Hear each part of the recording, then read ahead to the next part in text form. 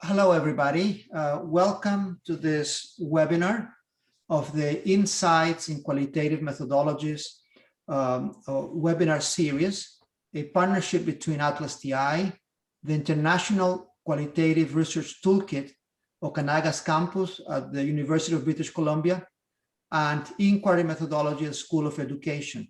I'm Ricardo Contreras, and I welcome you to this webinar. Today, we are presenting a guest lecture by Dr. Rick Iedema, Professor and Director of the Centre for Team-Based Practice and Learning, King's College London, UK. Dr. Iedema will present video-reflexive ethnography, rationale, principles, and practice. A few words about the presentation. The presentation will take approximately 40 minutes. If you have questions for us and for the presenter during that time, please write them down using the Q&A section of the Zoom control panel. And we will answer those questions after the presentation is over. The presentation is being recorded and you will receive the video of it about 24 hours after the end of the webinar. And now I would like to ask my colleague Juliana Barabas from IQRT to please introduce our presenter today. Absolutely. It is such a pleasure, Ricardo. Thank you for, as always, thank you to ATLAS.ti for partnering with UBCO, University of British Columbia, Okanagan, and the International Qualitative Research Toolkit. It's a pleasure to be working with you, as always.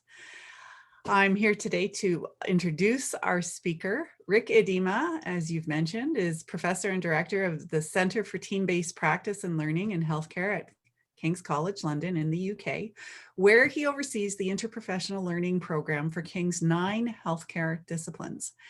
His most recent books include Visualizing Healthcare Improvement, Communicating Quality and Safety in Healthcare, Video-reflexive ethnography in health research and healthcare improvement, and Affected, Becoming Undone, and Potentiation. Please help me in welcoming Rick Iedema. Thank you very much, Juliana. And now, Rick, go ahead with your presentation. You can, I'm gonna stop my screen and you will start your sharing. Thank you, Ricardo, and thanks, Juliana, for that kind introduction and for inviting me to talk today. It's very much appreciated to be able to share the work that I've done in this particular area with people in your part of the world, but it's possible that there may be people from anywhere listening in. The picture that you see here is of the Thames at night, I'm not actually at the moment in London, I'm in Australia, so this doesn't quite represent where I am, and neither does my haircut. My haircut is my COVID haircut, really. It's grown a bit in the months that I've been working online, in fact, since March last year.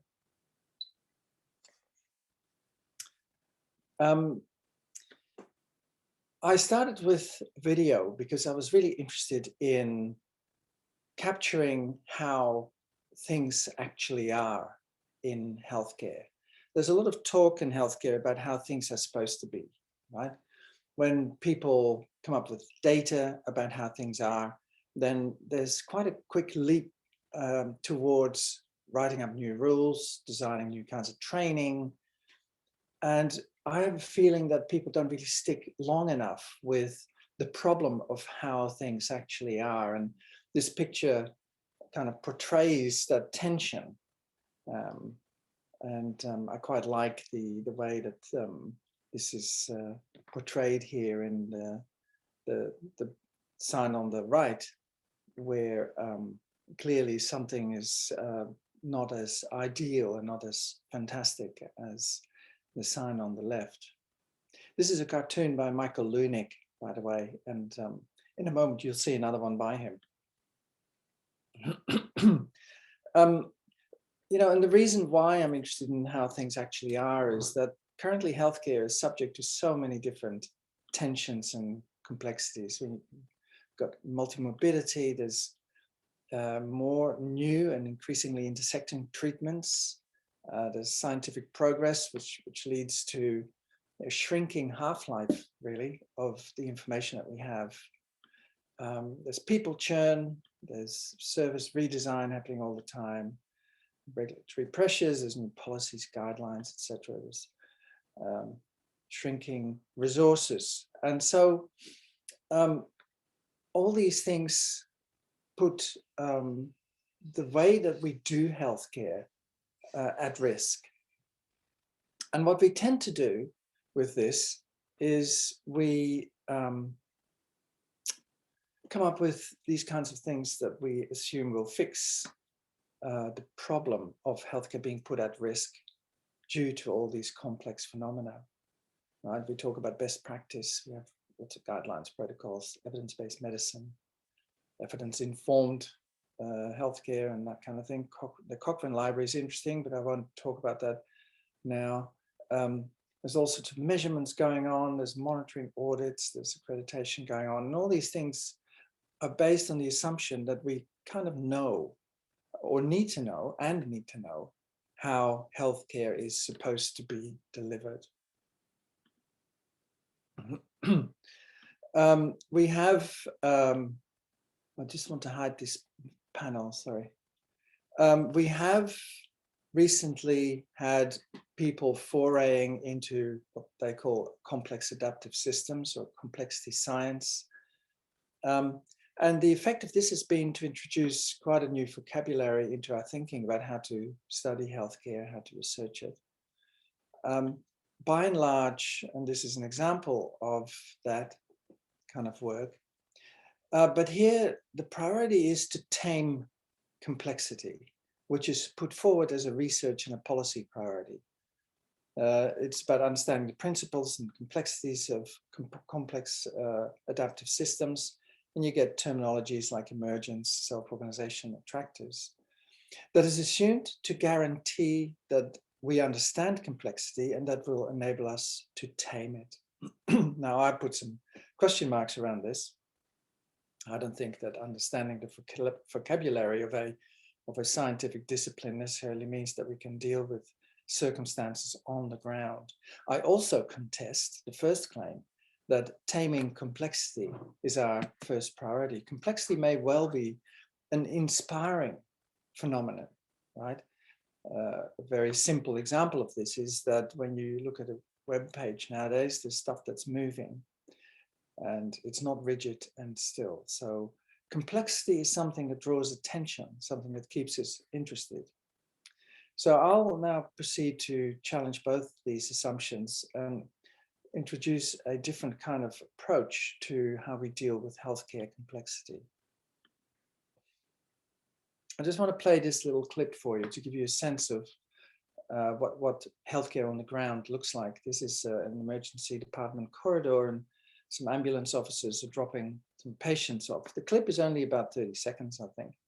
But look at how many patients are lined up in the corridor, and look at how the handovers unfold. We just found out. Just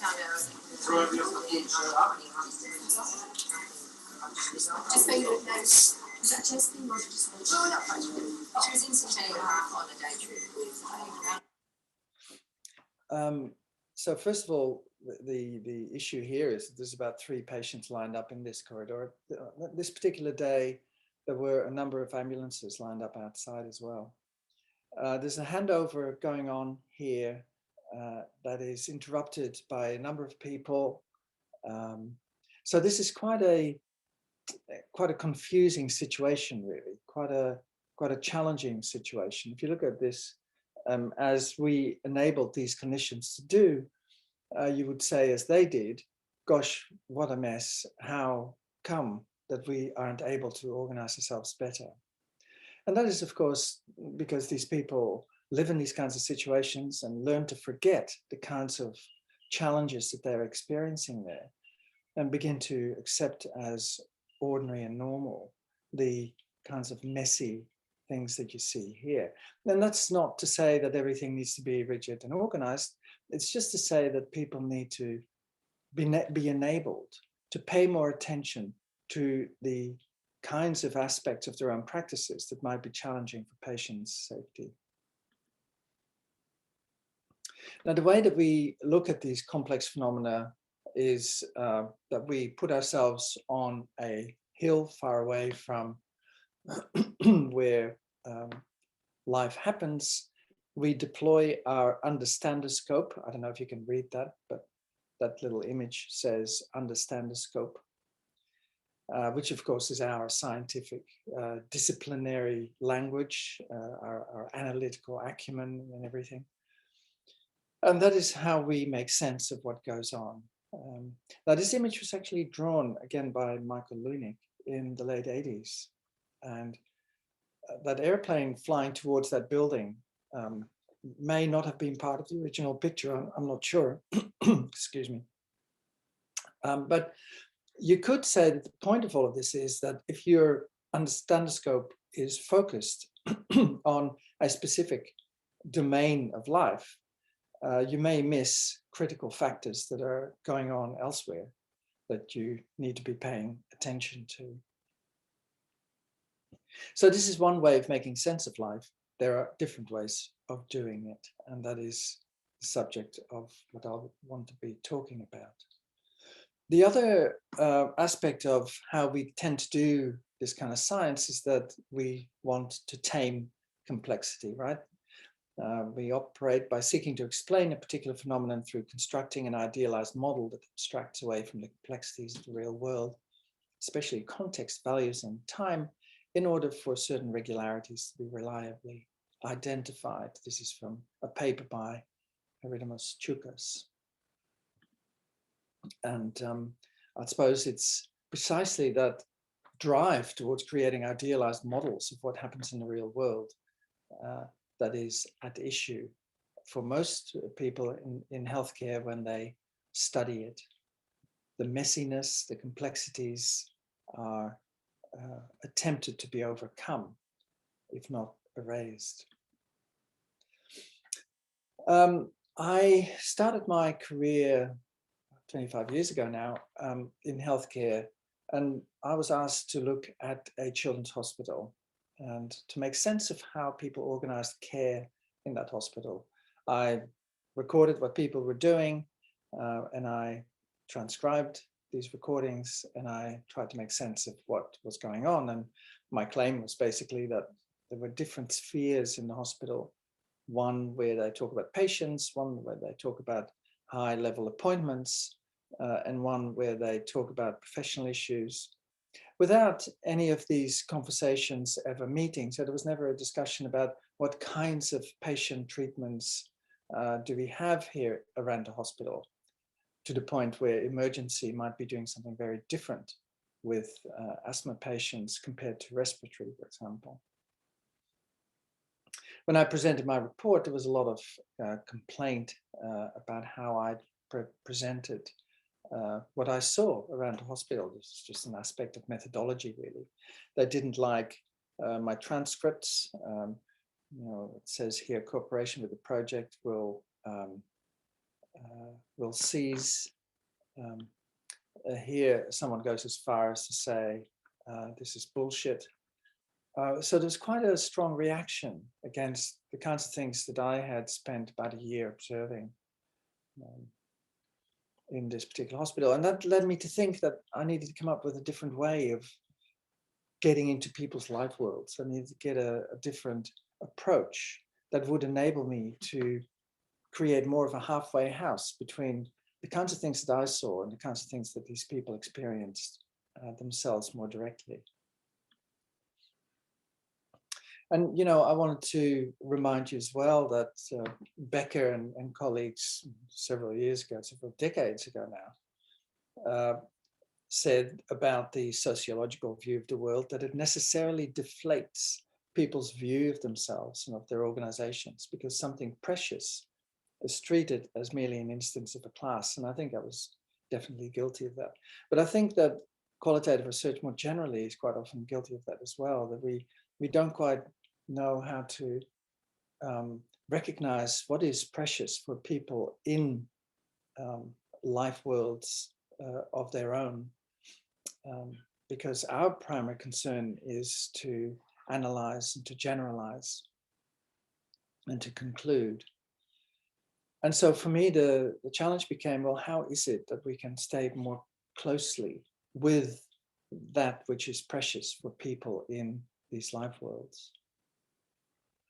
The other thing, about research is that it tends to prioritize analysis, evidence, and knowledge, which kind of tends to divert attention away from the question of how to act in the face of uncertainty in local circumstances by focusing researchers' energies on the impossible task of removing uncertainty. And I became very aware of this in healthcare, where even the simplest of tasks embodies so much uncertainty. Yeah, we may not think that they do, but if you film what goes on in healthcare, you become very aware that there is quite a lot of uncertainty. Think of the ambulance handover that I just showed you, where people are milling around, and the risk there to the handover communication going wrong being quite substantial, and therefore that whole life situation being quite infused with tentativeness, with risk and with uncertainty.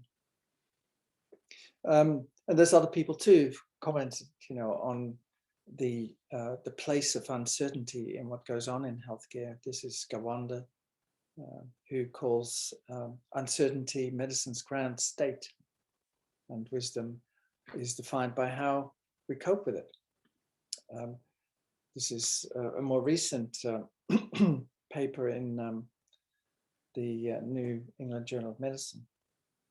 But they talk about tolerating uncertainty as the next medical revolution. This is not about technology as the next medical revolution. It's about how people are amidst complex situations without really knowing fully how to proceed.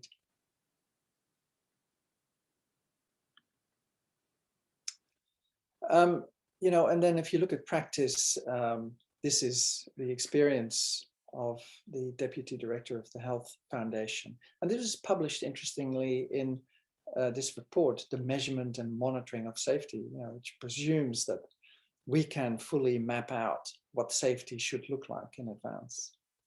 Here, Elaine Maxwell comments on her mother at the end stage of lung cancer. She was admitted to hospital, have a scan.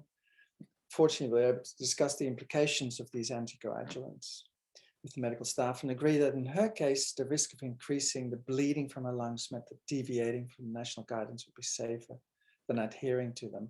So the central goal for her of safety is to avoid potential harm rather than compliance with systems and processes. And of course, this sets up a real tension between all the research that goes on that seeks to set up systems, processes, evidence, knowledge, etc.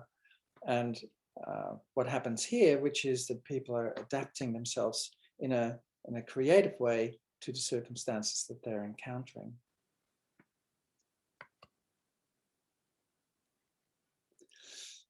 So, we should admit that there are some dimensions of healthcare, of course, that are standard and routine that can be researched in ways that do map out generalities of what goes on. There's other dimensions of care that are non-routine. This particular picture comes from a 2004 paper. This thing is called the quality broom, where some aspects of care are more easily subjected to procedures and guidelines, whereas others keep on having to rely on interpretation, intuition. Now, I would suggest that in the current climate, the standard and routine are becoming increasingly subjected to technological solutions, and that the non-routine is coming to the fore for people in care. So you could say, this is how it looks for people in care, with the standard and routine are receding to the background, although that's not fully true, of course, because there's new technologies coming through the whole time. And that what is now prominent for people is these practices that defy technologization, right? That require, instead of knowledge, evidence, routines, and techniques, communication, interaction, people doing things together, people moving forward together, people negotiating how to move forward together.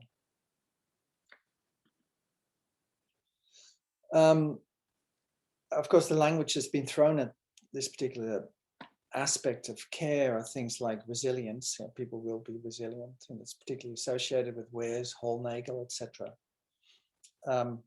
Where resilience is a term that's used to describe the positive outcomes that result from hard work, and heroism, those kinds of things. I think more interesting literatures are those to do with Hutchins' work, for example, on distributed cognition. Gladwell, in a rather confusing book called Blink, where I never quite know whether he's in favor or not of this intuitive ability to deal with emergent situations. Weick, of course, who's very insightful about heedful interrelating that he describes in his work. Here I've got these references in more detail, where resilience focuses on practical outcomes. Intuitive individual wisdom is more the focus of the Klein, sources of power, Gladwell.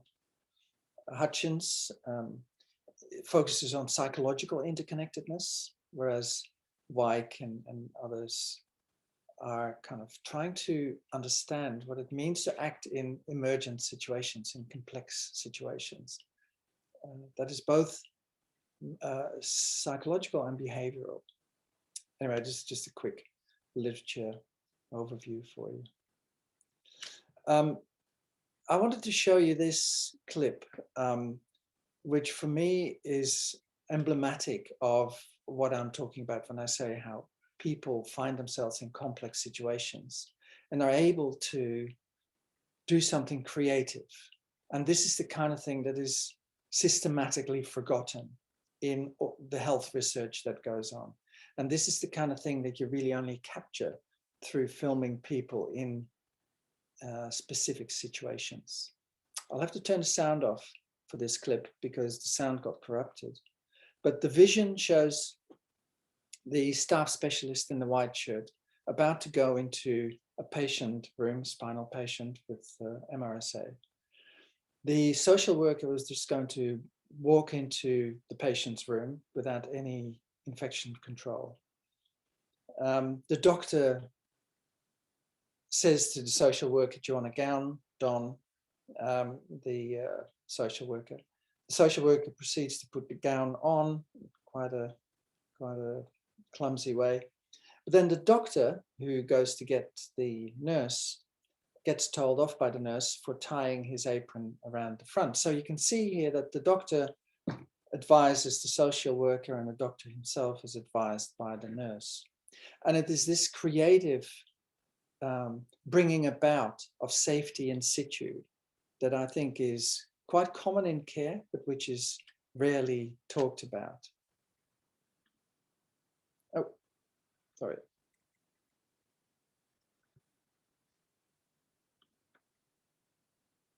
So I've turned the sound off.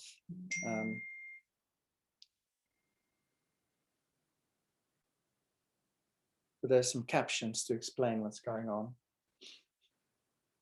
The clip itself is only a minute or so.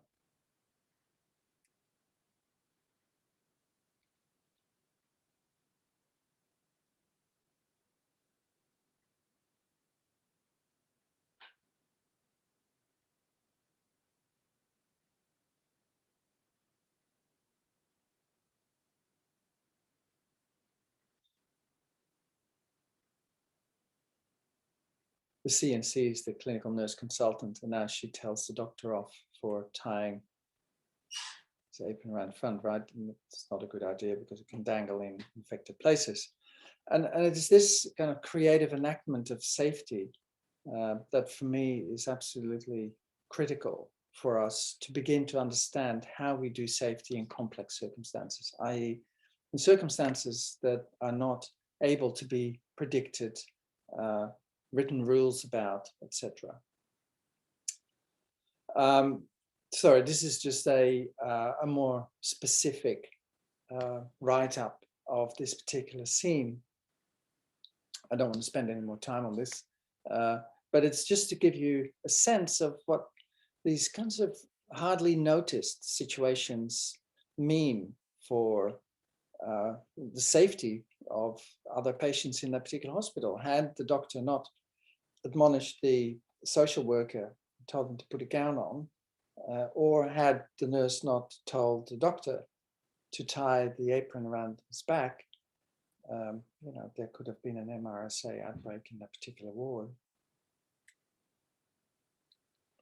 And yet, what we do is we tend to step away from these messy situations and assume that we can come to comprehensive conclusions by doing so.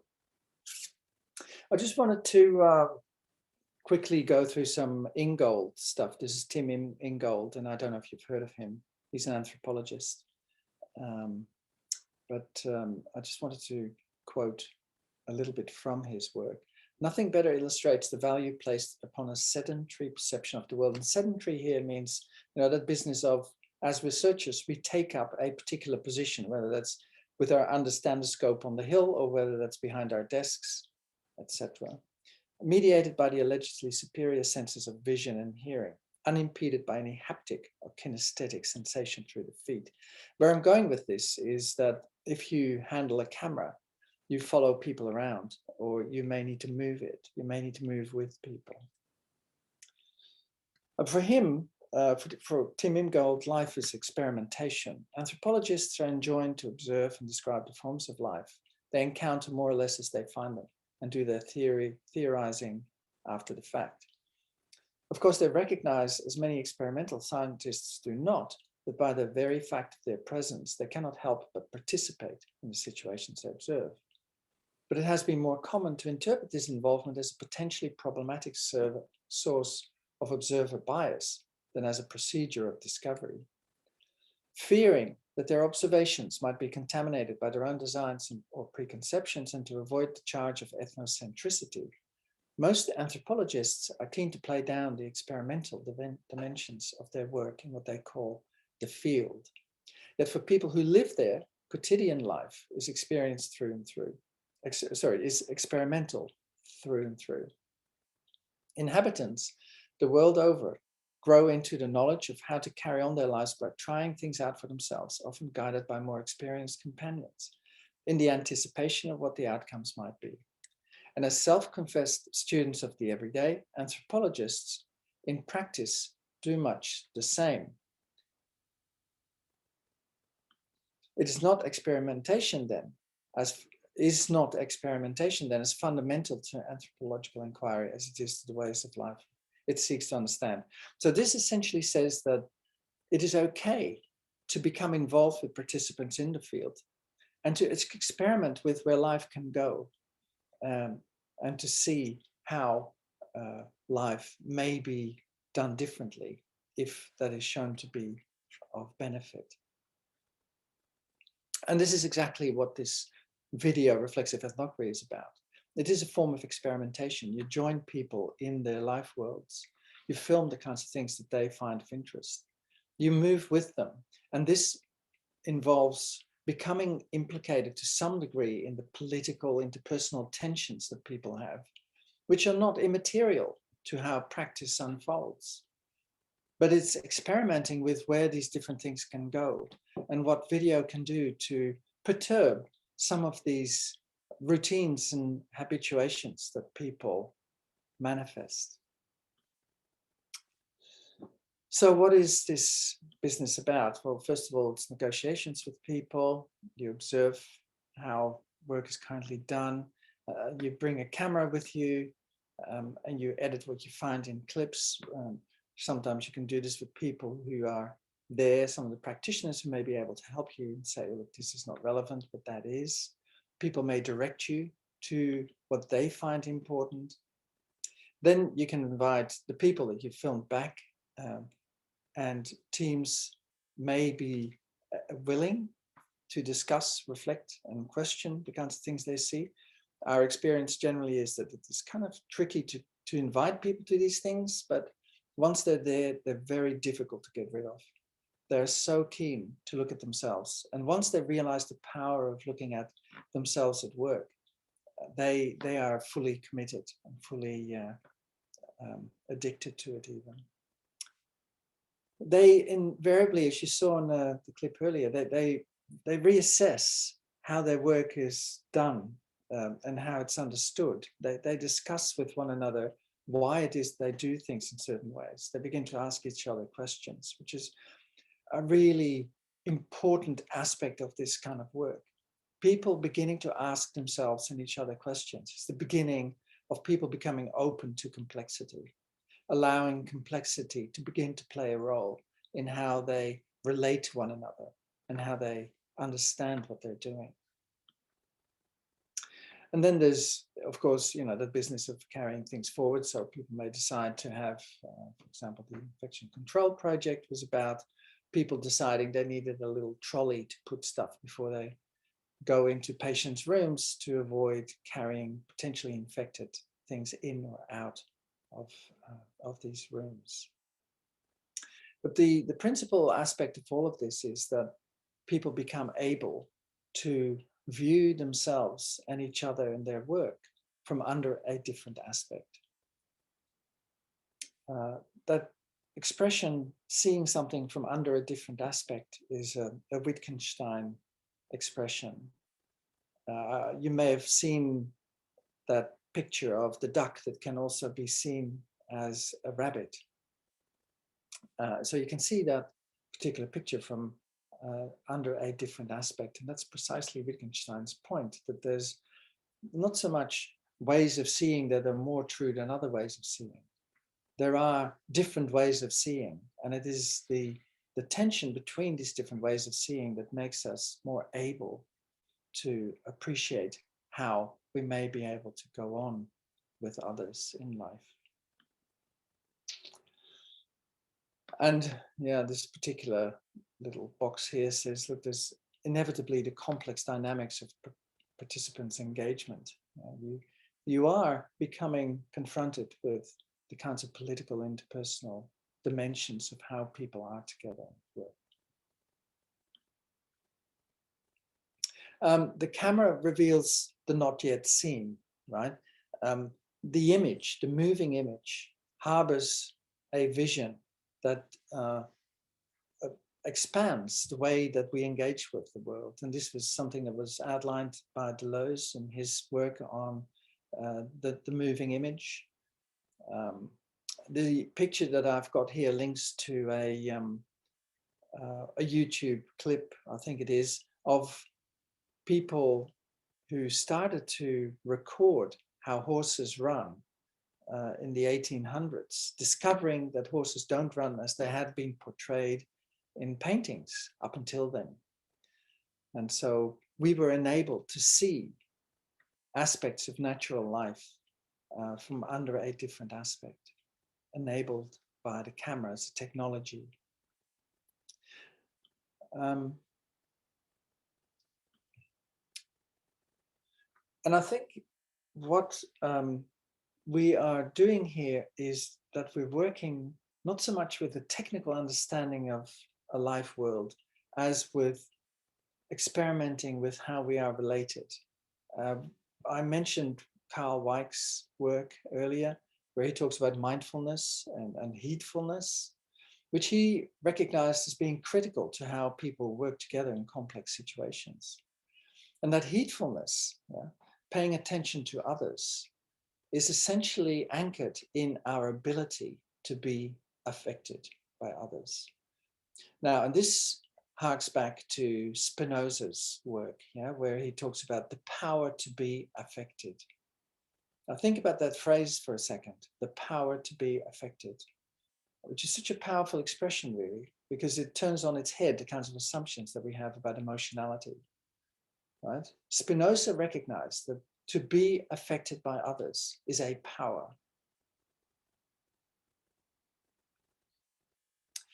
This idea is also expressed in a more recent book by Sloterdijk, a German philosopher, whose book, You Have to Change Your Life, had this particular quote in it: allowing oneself to be affected symbolizes the situation of all those who intervene in themselves through allowing others to intervene in them.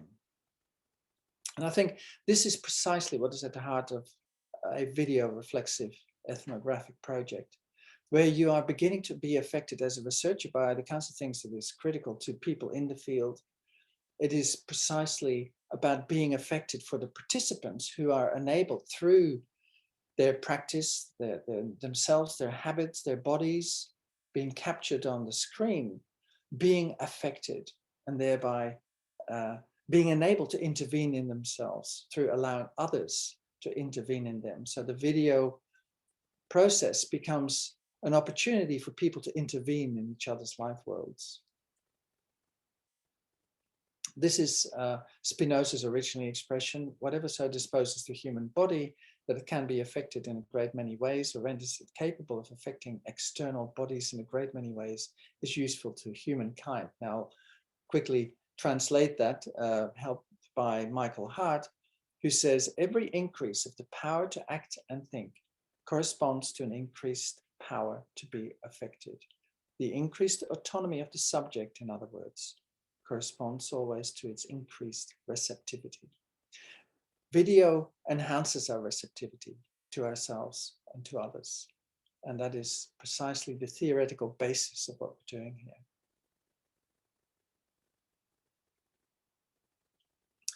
A quick example, given that I've only got a few minutes left.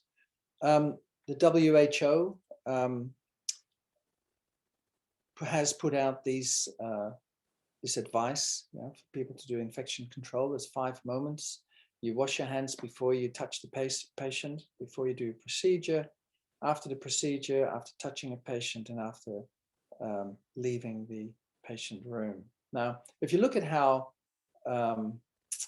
infection control goes on in real life, you realize that these 5 moments don't even get near it, because usually there's other people in the room, there's different things you're carrying, there's family, there's all sorts of things that make it far more complex than WHO was ever able to describe.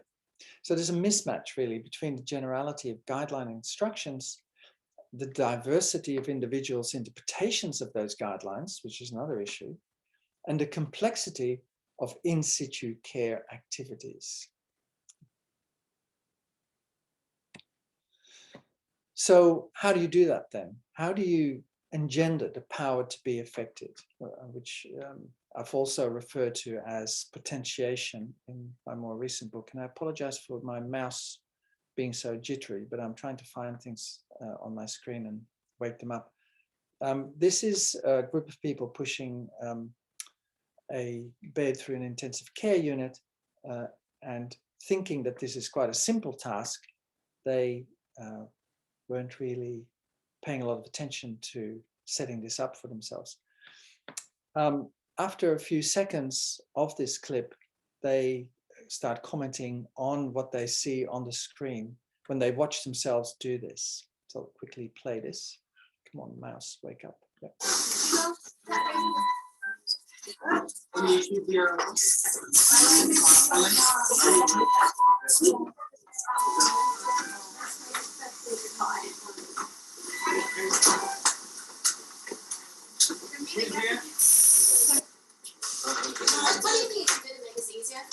Well, if you prepare it before, like you clear out the space before you enter the room and stuff like that.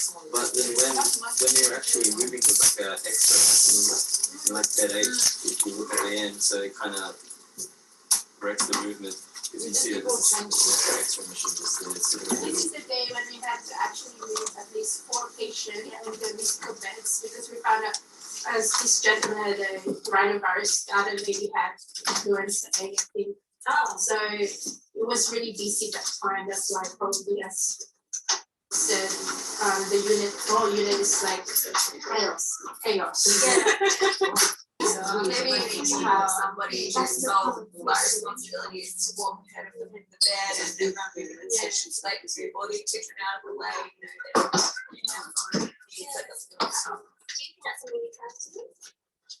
Yeah, you can prepare it.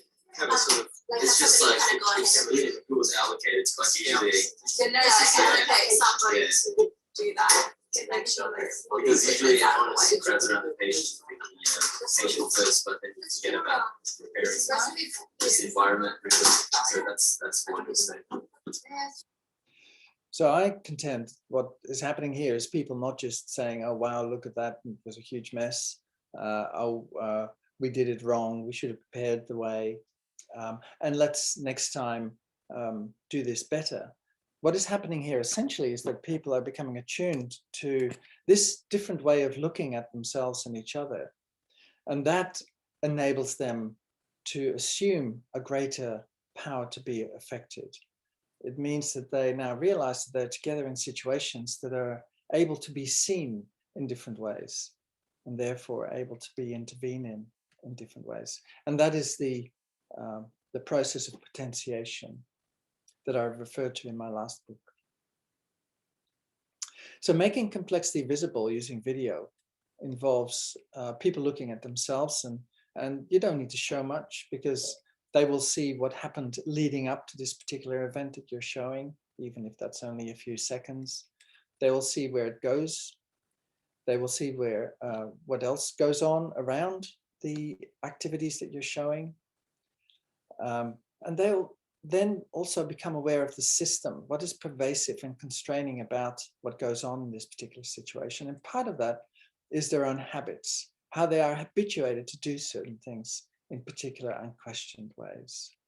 And they can then also see the consequences of all of that, which in turn produces that kind of sense of what is now possible and what may well be necessary. And this is, I suppose, the potentiating space where people are becoming affected by what they witness and more able to create alternative scenarios for themselves, rehabituate themselves, intervene in the system, etc. Act on the consequences of what they're doing, and perhaps create new futures with each other. This is the project where this this clip that I showed you about the bed being pushed through the intensive care unit came from. And it argues that there was a sustained fall in inpatient MRSA prevalence after we conducted this with clinicians. And this was a study that was done at the time when there was all sorts of things going on in the hospital, there was wards being moved, there was people turnover, etc., which complicated the whole project enormously. And nevertheless, people became aware of how they did this kind of work in a way that enabled them to provide care in a safer way. This is a paper I did more recently where I've really tried to get my hands on that potentiation moment. What is that? And I talk about the two main dimensions of this kind of work centering around engagement, people engaging with you, and movement, people moving with you and you moving with people. So complexity can't be fully tamed. It obliges people to co-negotiate optimal or at least worst on-the-spot actions. But this is not simply a problem. Complexity is not simply a problem, but offers a learning potential and an opportunity for people to come together and to learn to be effective. And it demands an openness to others and to situational complexity that may be engendered through video feedback and reflexive deliberation. Sorry, I went over time, but this is it. Sorry, these are just some more examples and some references. And these are some contact details. Thank you very much, Rick. And now let's open to questions. If anyone has a question, please write it down on the Q&A section of the control panel. But at the same time, you may you may raise your hand and I will then give you the microphone, okay? So raise your hand, I mean, not physically, but through Zoom, click on the hand icon, and that will allow me to know that you would like to ask a question, okay?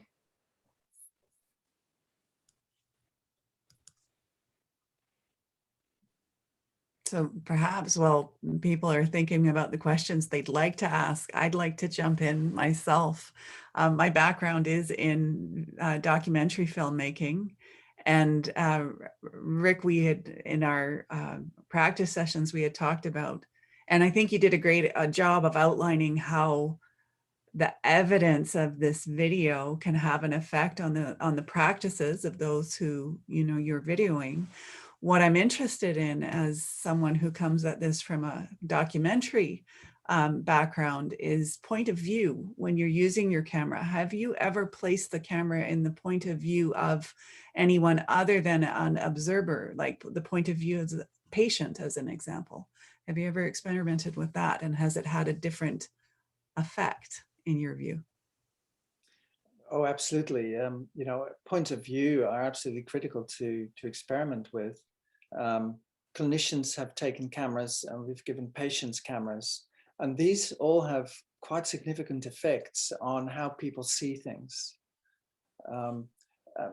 People can also experiment, of course, with distance, angle, and all sorts of other camera effects, all of which enable people to realize that how they see the world is quite a unique way of seeing it, but there are all sorts of other ways of seeing the world possible and out there that enable them to relate to people in different ways.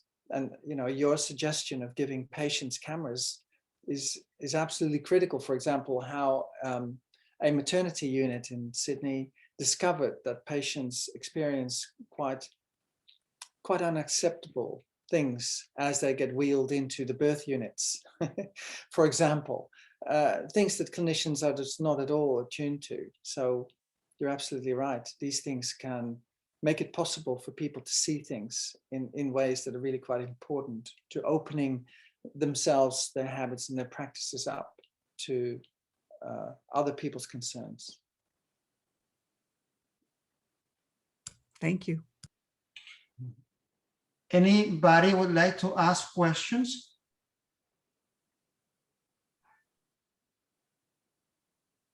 We have an audience that is still thinking about the complexities of the presentation and therefore take some time to think about questions. But meanwhile, Rick, would you like to add anything? Yeah, I was just thinking, you know, this kind of work is quite tricky to get through ethics committees. Ethics committees feel that they are okay to sign off on quite invasive surgical and medical procedures. And yet, when you say to them that you want to film practices in healthcare services, they become very nervous.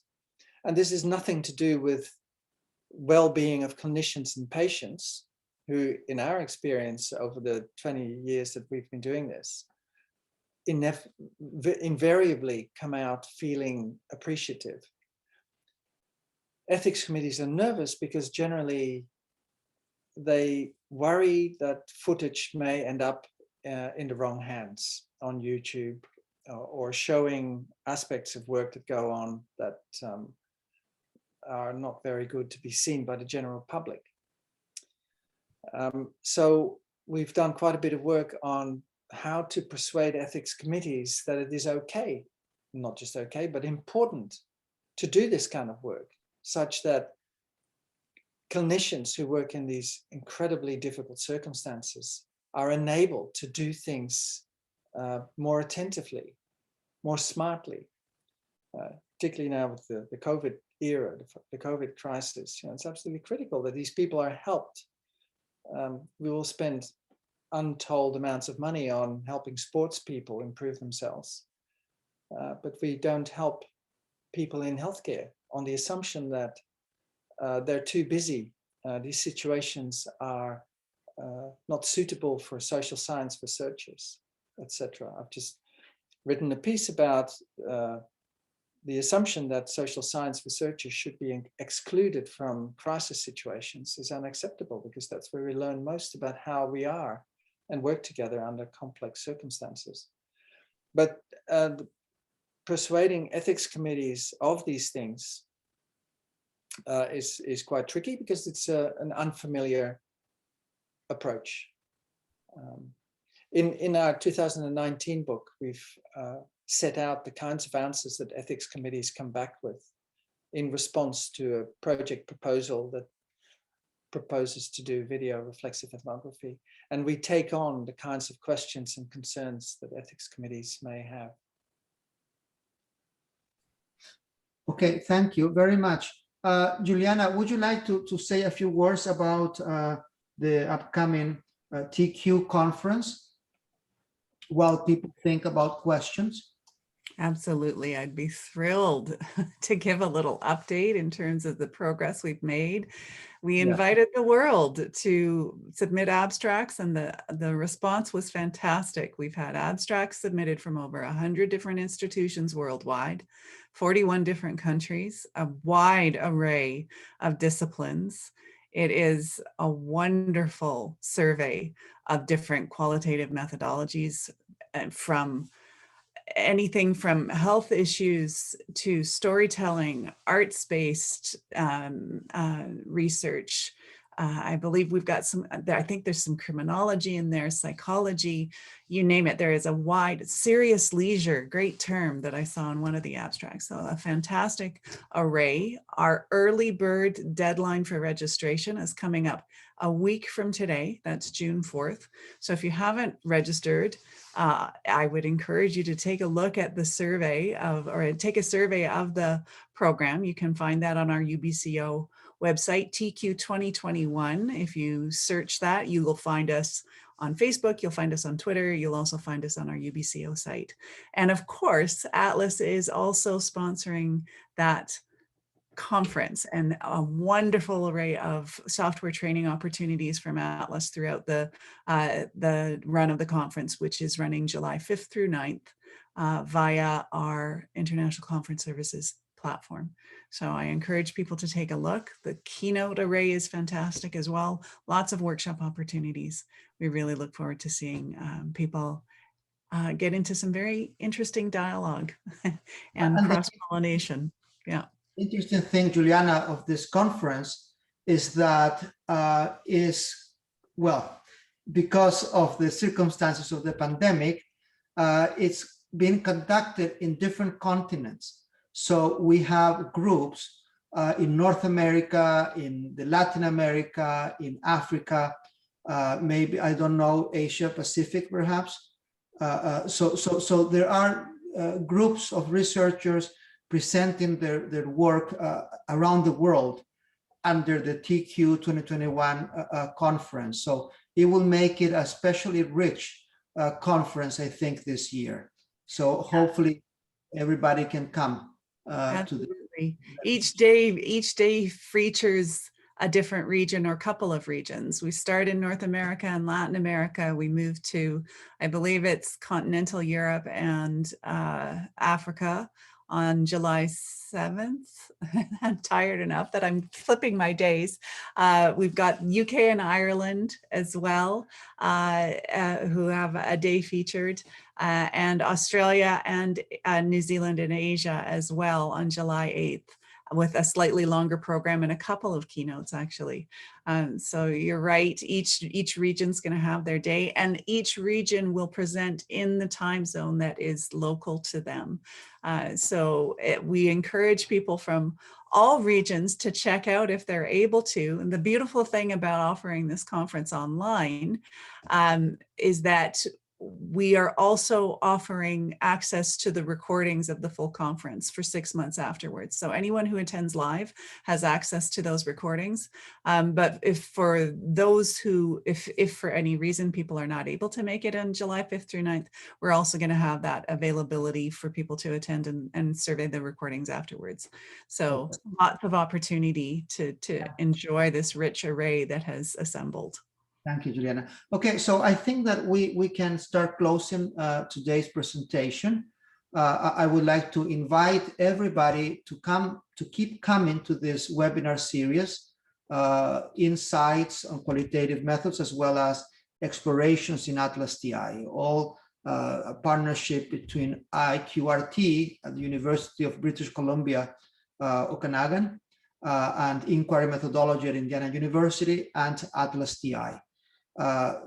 Please keep coming. If you have a class on qualitative methods, well, invite your students to join this class. And perhaps, Juliana, you could write down using chat the URL where people can look at this at the webinars.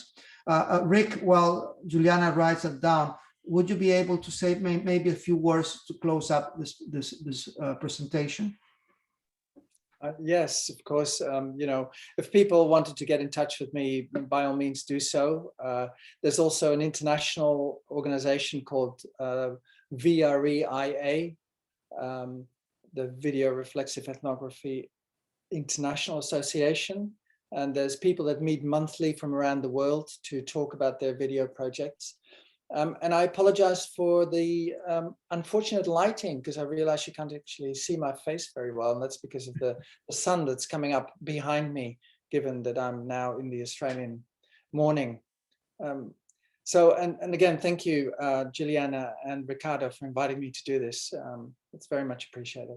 Thank you, Rick, very much for your presentation. Thank you, Juliana. And thank you, everybody who came today. And we will be in touch, hopefully, in the future. Goodbye, everybody. Bye-bye. Bye.